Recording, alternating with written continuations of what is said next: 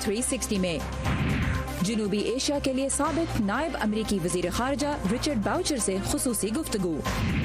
सदर ट्रंप का शाम से अमरीकी फौजी वापस बुलाने का फैसला इत्तेहादियों और हरीफों के लिए क्या मानी रखता है।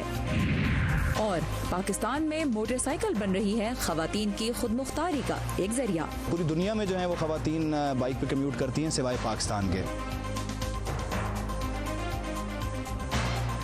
ये है वॉइस ऑफ अमेरिका की पेशकश व्यू 360। वॉइस ऑफ अमेरिका के स्टूडियो में आप सबको खुशामदीद। मैं हूं मेजबान सारा जमान। अफगानिस्तान में अमन के लिए जारी सिफारती और फौजी कोशिशों की कड़ी के सिलसिले में अफगानिस्तान में गैर मुल्की अफवाज के अमरीकी commander general Austin Scott Miller जुमेरात के रोज पाकिस्तान पहुंचे, जहां उन्होंने पाकिस्तान फौज के सरबरा जनरल कमर जावेद बाजवा से मुलाकात की। इस मुलाकात में खित्ते की सिक्योरिटी सूरत हाल पे बातचीत की गई। अब अमरीका और अफगान तालिबान के दरमियान गुफ्तगू का अगला दौर जनवरी में जद्दा में होगा। ये मुज़ाकरात किसी नतीजे का बाइस होंगे या नहीं, ये सवाल आजकल वाशिंगटन में बहस का मौजू है। अमान नज़र ने यही सवाल रखा जनूबी और वस्ती एशिया के लिए अमरीका के साबिक नायब वजीर खारजा रिचर्ड बाउचर के सामने, जिन्होंने 2006 से 9 के दरमियान अमरीका की पाक अफगान पॉलिसी तश्कील दी थी। उम्मीद है किसी मुआहदे की बुनियाद रख दी गई है, लेकिन ये खासा मुश्किल मामला है। याद रखें, आप तालिबान से जमहूरी रिवायात और शहरियों के हुकूक की पासदारी की तवक्को कर रहे हैं, और ऐसा उन्होंने माजी में कभी नहीं किया। लेकिन उम्मीद है कि वो अब अपने मुतालबात अगले अफगान सदारती इलेक्शन में सामने लाने में दिलचस्पी लेंगे।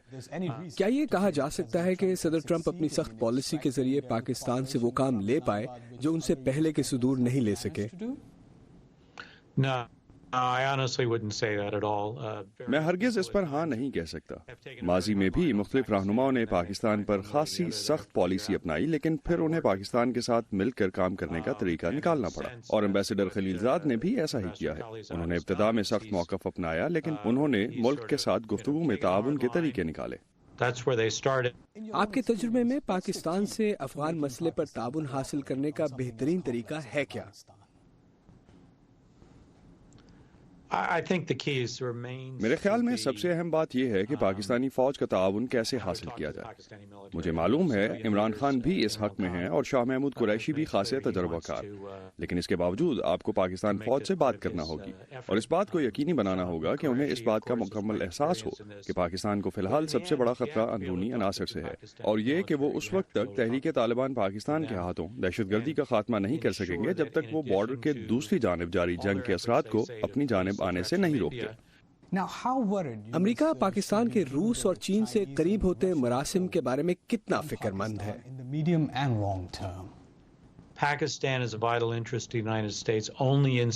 पाकिस्तान से वाबस्ता अमरीकी मुफादात की वजह पाकिस्तान का इस इलाके में होना है जो मसाइल का शिकार है और जो माजी में दहशतगर्दी की आवाज गा रहा है।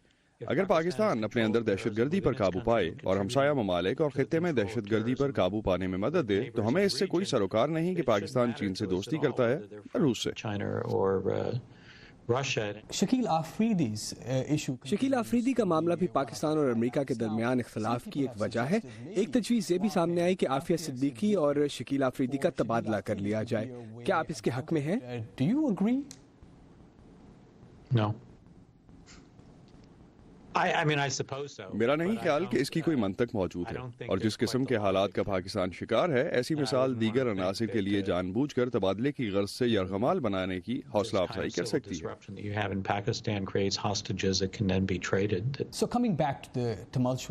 क्या पाक अमरीका ताल्लुकात इसी डगर पर चलते रहेंगे? कभी धमकी, कभी मीठी बात और कभी सिर्फ धमकी। सबसे फैसला कुन बात यह है कि आया पाकिस्तान अफगानिस्तान में अमन कायम करने में मदद करता है या नहीं। अगर पाकिस्तान मुस्बत तब्दीली का बायस बनता है ताकि अफगानिस्तान में अमन आ सके और अपने हमसायों से अफगान अमन के लिए ताउन करता है, तो मेरा ख्याल है कि हम सब पाकिस्तान के साथ मुख्तलिफ तरह का बर्ताव करेंगे। ये बात ट्रंप इंतजामिया समेत इससे पिछली हुकूमतों की जानिब से भी बिल्कुल वाज़ेह रही है। ये थी रिचर्ड बाउचर के साथ खुसूसी गुफ्तगू। अमेरिका में वफाकी हुकूमत के जुज़वी शट डाउन को आज एक हफ्ता मुकम्मल हो गया है और अब यह शट डाउन अगले साल में दाखिल होता नजर आ रहा है। इस वक्त हम चलेंगे तफसीलात के लिए सहर माजिद के पास, जो कैपिटल हिल पे मौजूद हैं। सहर, कल ही कैपिटल हिल पे अरकान कांग्रेस की मुलाकात भी हुई। शट डाउन खत्म करने से मुतल्लिक कोई पेशरफ्त हुई या कोई उम्मीद मिली? जी सारा, सेनेट और ऐवान नुमाइंदगान के अरकान ने कल जुमेरात के रोज़ कैपिटल हिल में मुलाकात की, लेकिन शटडाउन ख़त्म करने के हवाले से किसी करारदाद की मंजूरी पर कोई बात नहीं हुई। लिहाजा हुकूमत की सरगर्मियाँ अब अगले साल ही बहाल होंगी। 3 जनवरी को नौमुंतखब कांग्रेस नशिस्तें संभालेगी। ऐवानी नुमाइंदगान में अब अक्सरियत डेमोक्रेट्स की होगी, तो वो बजट पर अपनी मर्जी का बिल पास करवा सकते हैं। लेकिन ये देखना अभी बाकी है कि इस बिल पर सेनेट में क्या रद्द-ए-अमल आता है, जहां अक्सरियत रिपब्लिकन्स की है।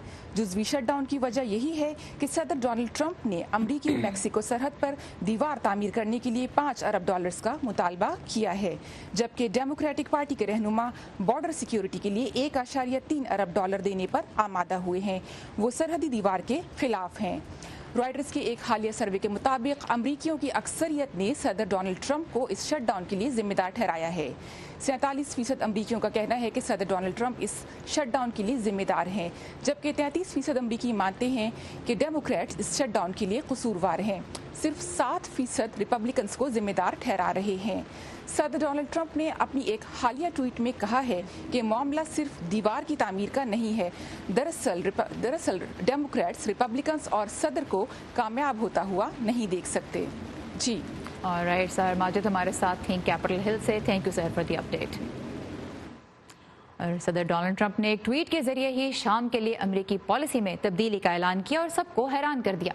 सदर के मुताबिक शाम में दाइश के खिलाफ लड़ाई जीती जा चुकी है और अब वहाँ मौजूद 2000 फौजियों को, जो कि 2014 से मौजूद हैं, अब अगले कुछ हफ्तों में वतन वापस आ जाना चाहिए। सदर ट्रंप के इस ऐलान पे इत्तेहादी और मुखालिफिन का रद्द अमल क्या रहा है, ये पेश करी हैं नीलुफर मुगल। सदर ट्रंप का दावा है कि शाम में दाइश को शिकस्त दी जा चुकी है और इसलिए वहाँ अमरीकी फौजियों की मौजूदगी की जरूरत नहीं। हमने उन्हें शिकस्त दे दी है, हमने उन्हें बुरी तरह शिकस्त दी है। हमने कंट्रोल वापस हासिल कर लिया है। अब हमारे फौजियों के घर वापस आने का वक्त है। शाम में इस वक्त तकरीबन 2000 अमरीकी फौजी मौजूद हैं, जो अमरीका की इत्तेहादी सीरियन डेमोक्रेटिक फोर्सेज और कुर्द जंगजू ग्रुप YPG को दाइश के खिलाफ कार्रवाइयों में मुआवनत फराहम कर रहे हैं। अमरीकी फौजियों की वापसी से कुर्द जंगजू परेशान हैं, जिन्हें अब तक अमरीका मुसल्ला करता रहा है। इनखला के फैसले से कई खतरात जन्म लेंगे, जिनमें दाइश और इस तरह के कई ग्रुप्स की खित्ते में पेशरफ्त भी शामिल है। ये सही फैसला नहीं, ये सही वक्त भी नहीं। लेकिन शाम का हमसाया तुर्की अमरीका के इस इकदाम के हक में है, क्योंकि तुर्की YPG को मिलने वाली अमरीकी इमदाद से नाखुश था। तुर्की को खदशा है कि इससे उसकी सरहदों में सरगर्म बागी ग्रुप PKK मजबूत होगा, जिसे तुर्क हुकूमत दहशतगर्द करार दे चुकी है। इतलात के मुताबिक तुर्क सदर उर्दवान ने एक टेलीफोन कॉल में सदर ट्रंप को यकीन दिलाया है कि अंकारा दाइश के खिलाफ लड़ता रहेगा और कुर्द जंगजुओं के खिलाफ फौरी तौर पर कोई कार्रवाई नहीं करेगा।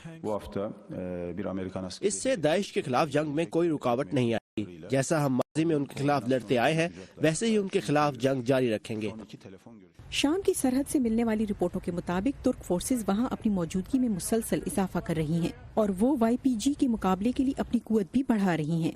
शाम में अमेरिका की मौजूदगी का एक मकसद सिर्फ दाइश के खिलाफ लड़ाई ही नहीं, बल्कि ईरान के बढ़ते हुए असर रसूख को कंट्रोल करना भी था। इसराइल का कहना है कि उसकी पॉलिसी में कोई तब्दीली नहीं आ रही। वो अब भी शाम में ईरानी फौजी तंसीबात के खिलाफ कार्रवाई जारी रखेगा। शाम में बशार उल असद की हुकूमत के हामी ईरान ने अमरीकी फौज की वापसी की मुतवक्को तौर पर हिमायत ही की है। ईरान की वजारत खारजा के तर्जुमान ने एक बयान में कहा है कि अमरीकी फौज की शाम में मौजूदगी से खित्ते को नुकसान पहुंचा है। ये मौजूदगी हमेशा से ही गलत और गैर मंतकी थी। शाम के वार थिएटर के एक और इंतहाई अहम किरदार। रूस के सदर व्लादिमीर पुतिन ने हाल ही में सहाफियों से खिताब करते हुए कहा कि वो सदर डोनाल्ड ट्रंप से इत्तेफाक करते हैं कि शाम में दाइश को बड़ी हद तक शिकस्त हो चुकी है, लेकिन उन्होंने इस बात पर शक का इजहार किया कि शाम से अमरीकी फौज का इनखला वाकई अमल में आएगा। हमें अभी तक अमरीकी फौजों के इनखला के आसार दिखाई नहीं देते, लेकिन ये मुमकिन है और हम एक सियासी हल की जानिब गामजन हैं। पेंटागन के मुताबिक शाम से तमाम अमरीकी अफवाज के महफूज इनखला की मनसूबाबंदी की जा रही है और ये इनखला मुनज़्ज़म अंदाज में होगा। तजियाकारों का कहना है कि शाम में दाइश से 99% इलाकों का कब्जा छुड़ाने के बावजूद इस बात का खदशा मौजूद है कि अमरीकी अफवाज के इनखला के बाद वहाँ पर जंगजू दोबारा मुनज़्ज़म होने की कोशिश करेंगे। साथ ही शाम से अमरीकी अफवाज की वापसी सिर्फ दाइश के खिलाफ जंग पर ही नहीं, बल्कि खित्ते में जारी असर रसूख की जंग पर भी गहरे असरात मुरतब कर सकती है। Nilofar Mughal, voice of America, Washington.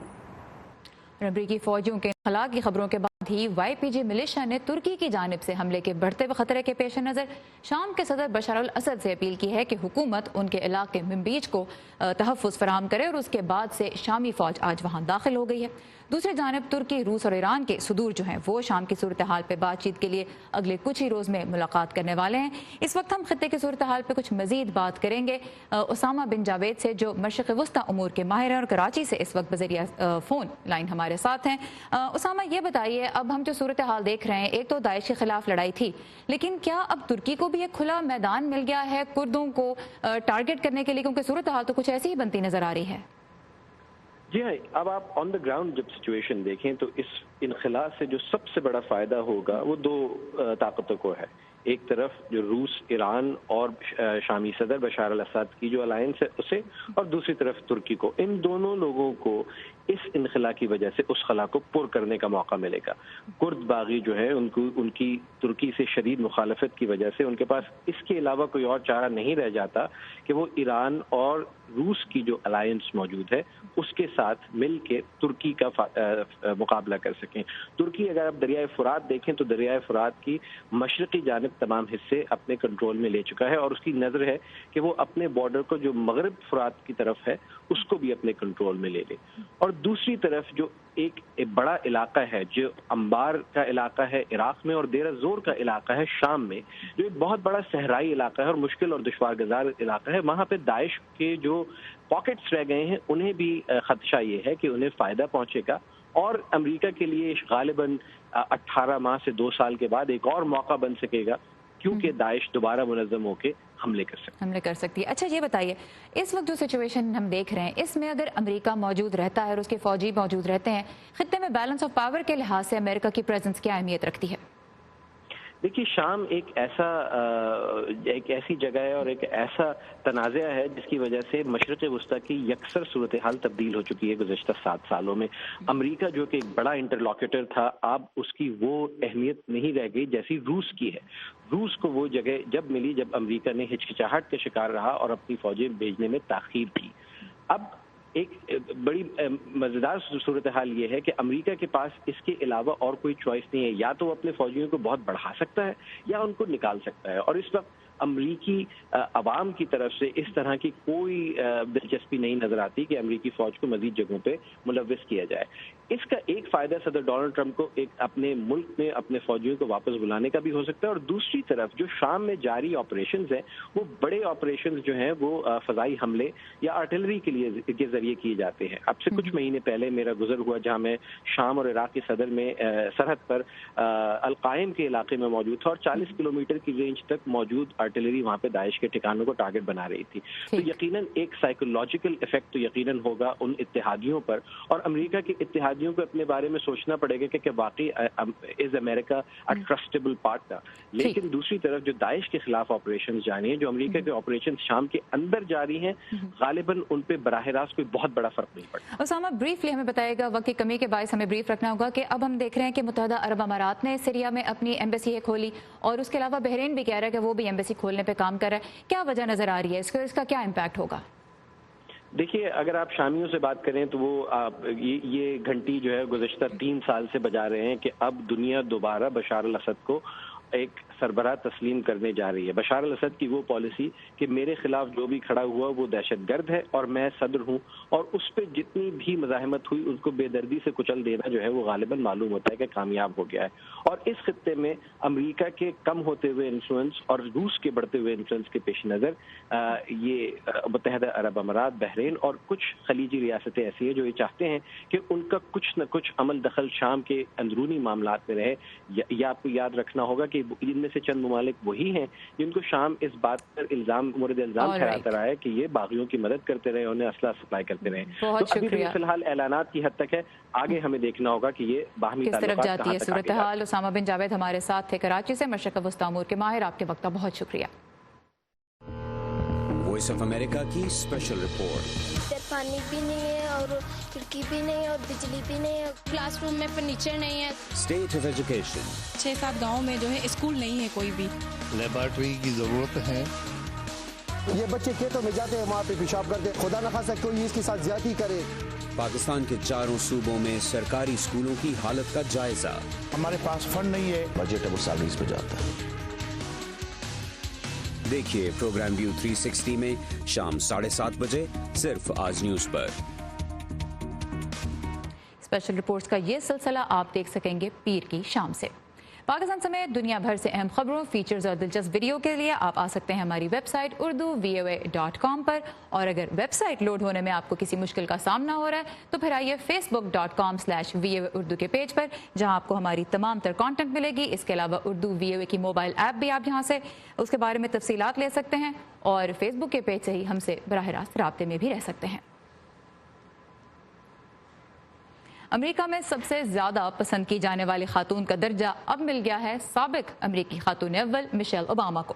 1946 سے گیلپ اس سلسلے میں رائے عامہ کا جائزہ لے رہا ہے. 1025 افراد کے سروے میں 15% نے مشیل اوباما کو پسندیدہ ترین قرار دیا. دوسرے نمبر پہ آئی معروف ٹی وی ہوسٹ اوپرا ونفری, اور نمبر 3 پہ ہلری کلنٹن, جو پچھلے 17 سال سے نمبر 1 پر تھی. اور امریکہ میں سال 2018 کو عورت کا سال بھی کہا گیا ہے.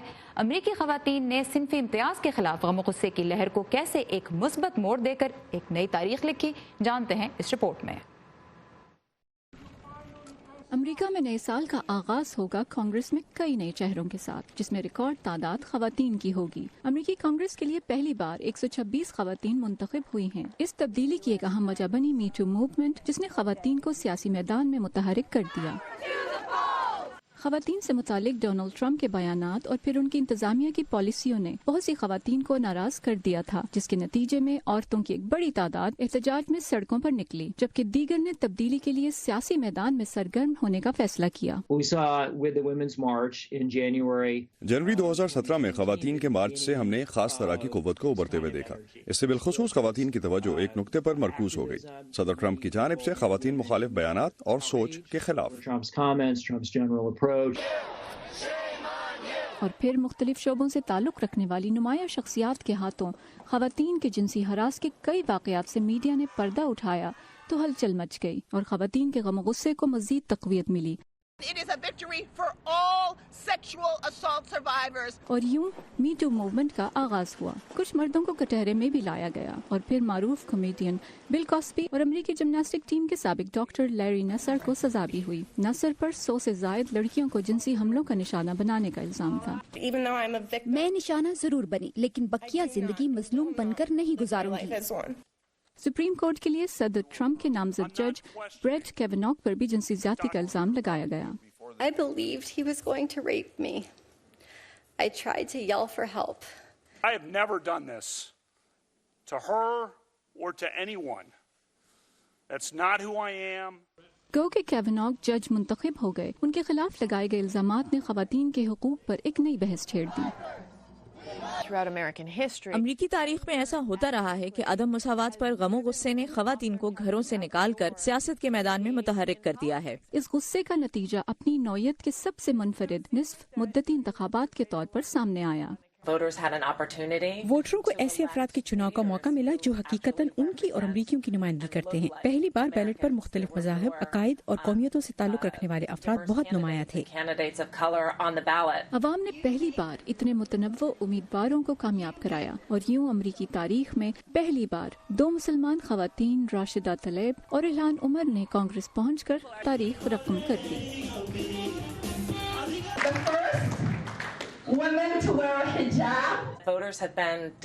جس طرز سے حکومت چلائی جا رہی تھی اس سے ووٹر کئی سالوں سے متنفر تھے. جیسے برسوں سے وہی پرانے چہرے بار بار سیاست میں نظر آتے رہے. امریکی سیاست پر اب بھی مردوں کا ہی غلبہ ہے. گو کہ آبادی کا 51% خواتین ہے, لیکن کانگریس میں ان کی نمائندگی 1/4 سے بھی کم ہے. ان کے لیے ابھی ایک لمبا سفر باقی ہے, لیکن خواتین کے حقوق کے علمبرداروں کی پیشن گوئی ہے کہ 2019 بھی خواتین کا سال ثابت ہوگا. جیسو سمیونی کے ساتھ پائزہ بخاری, وائس آف امریکہ. پاکستان میں خواتین کو خود مختار بنانے کی کوششوں میں اب موٹر سائیکل کی آواز بھی شامل ہو گئی ہے. کراچی سے سدرا ڈار ہمیں ملوا رہی ہیں ایک ایسی گھریلو خاتون سے جنہوں نے پہلے خود بائک چلانا سیکھی اور اب دوسری خواتین کو سکھا رہی ہیں. महविश हाउसवाइफ हैं और 4 बच्चों की माँ भी। शूज पहनो। बच्चों की फरमाइशों की तवील फहरिस्त है, लेकिन ट्रांसपोर्ट के मसाइल और किराए कई बार प्लान तब्दील कर देते हैं। सबसे पहले तो आप वेट करें कि हस्बैंड आएंगे तो फिर कहीं जाएंगे, और अगर आपको अकेले जाने का आप कहीं सोचे भी तो सबसे पहले बस का ख्याल सोच के ही जो है ना, आपको पता है हमारे यहाँ 90% हैरेसमेंट बस के अंदर होती है।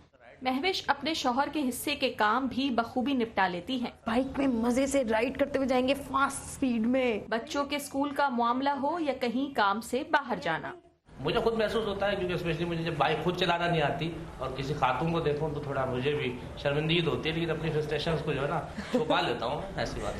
आनिया मेरा हेलमेट दे। सिर्फ एक फैसला करना था जो महविश ने किया तो इनकी जिंदगी बदल गई।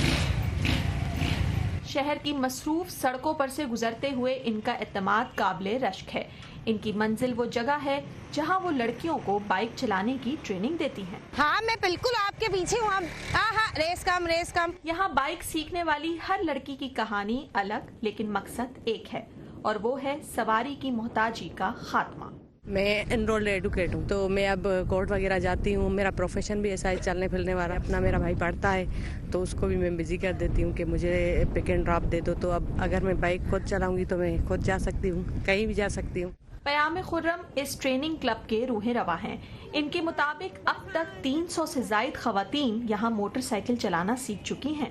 हमारी सोसाइटी में बहुत सारी चीज़ें लैक करती हैं, ये भी उन्हीं चीज़ों में से एक है। पूरी दुनिया में जो है वो खवातीन बाइक पे कम्यूट करती हैं सिवाय पाकिस्तान के। हम अब तक तकरीबन 350 खवातीन को सिखा चुके हैं। उनमें पुलिस वालियाँ भी हैं, उनमें स्टूडेंट्स भी हैं, उनमें डॉक्टर्स भी हैं, उसमें इंजीनियर्स भी हैं, उनमें हाउसवाइफ्स भी हैं। वो जब सड़क पर निकलती हैं तो कई मर्द हरासा करते हैं तो कई हैरानगी का इजहार भी करते हैं। जैसे ही देखते हैं ना कि कोई खातून आगे निकली है तो यकीन करें पीछे से जिस स्पीड में आते हैं ना, वो बस आपकी सोच है, वो जिस तरीके से निकलते हैं, कट लेते हुए निकलते हैं, डराते हुए निकलते हैं। सवारी सस्ती और आसान है, तभी महविश इससे हर काम बआसानी कर लेती हैं। वक्त बदल रहा है और वो सोच भी जो खवातीन को कमजोर और घर की 4 दीवारी का पंछी समझती थी। महविश ने अपनी जिंदगी को आसान बनाने के लिए इस सवारी को सीखा ताकि वो अपने काम खुश उसलूबी से सरंजाम दे सकें। यही वजह है कि वो लड़कियों के लिए एक मिसाल भी बनी, बल्कि वो चाहती हैं कि कराची की हर वो लड़की बाइक चलाना सीखे जिसके काम सिर्फ इसलिए रुकते हैं कि उसे किसी मर्द की जरूरत है। हार ना मानिए, आगे बढ़िए और बाइक चलाइए ताकि जिंदगी सहल हो सके। Sidra Dar, voice of America, Karachi. Good luck ladies. और आज के प्रोग्राम के आखिर में हम देखेंगे इस हफ्ते की हॉलीवुड हाइलाइट्स जो लेकर आई हैं वर्दा खलील।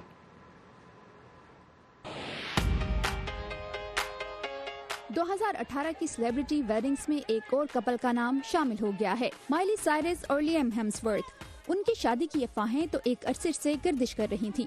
माइली ने इस हफ्ते अपने इंस्टाग्राम पर शादी की तस्वीर पोस्ट करके अफवाहों को सच साबित कर ही दिया। तस्वीर में दोनों सेलिब्रिटीज शादी का लिबास पहने हुए हैं।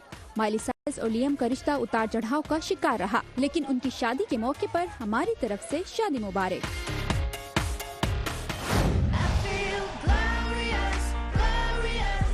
दो 2018 हॉलीवुड की तारीख का सबसे मुनाफा बख्श साल साबित हुआ। इस साल इंडस्ट्री ने 11.4 अरब डॉलर कमाए।